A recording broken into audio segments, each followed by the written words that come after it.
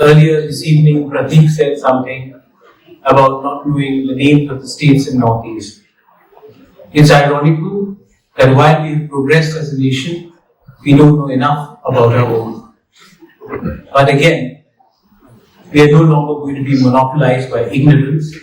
We are going to strive ahead and assert our identity, our culture, and our way of life without being embarrassed. For far too long, the northeast of India, where I come from, as an indigenous tribal, we have been taken as a strategic part of India. I disagree. We are an inherent, integral part of India.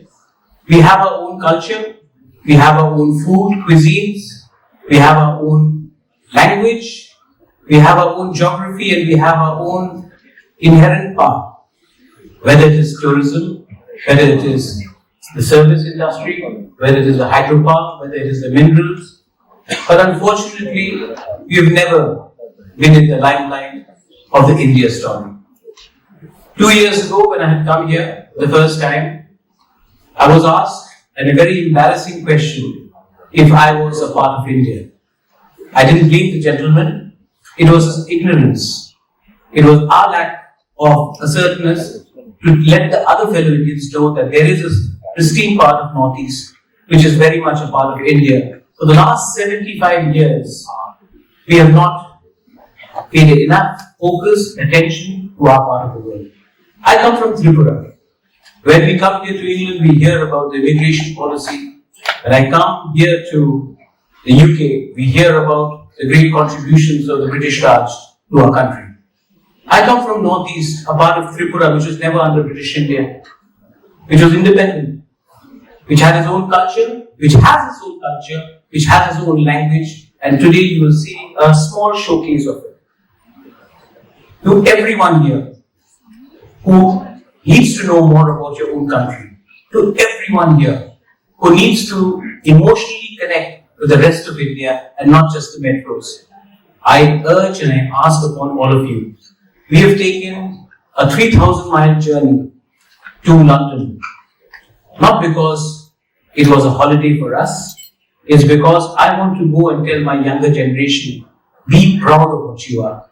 You may eat, you may look, you may dress slightly differently, but be proud of showcasing your culture. India, to all my friends, is not a melting pot. India is a salad bowl.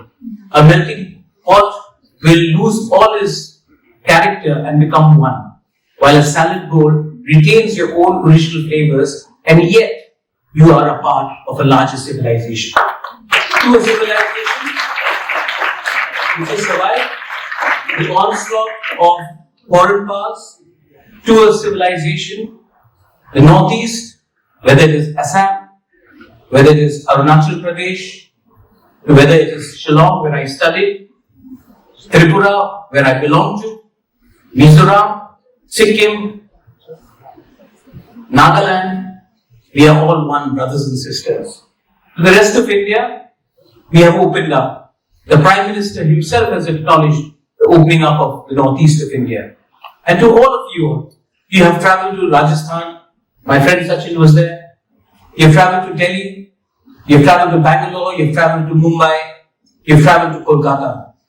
But your travel to India will never be complete without travelling to the northeast of India, which will offer you something different, so that when you come back and you meet your fellow citizens in UK, you can speak more about India than what you've already spoken. Belai Belai no Hambai, thank you in our language, Oblai Shibur, and I offer the stage to my people, to my next generation. Give them a big hand, so that when they go back, when our boys and girls go back to the northeast, they will say they were appreciated in London. Maybe then the rest of India will also look and appreciate your culture. Belai no Hambai, thank you.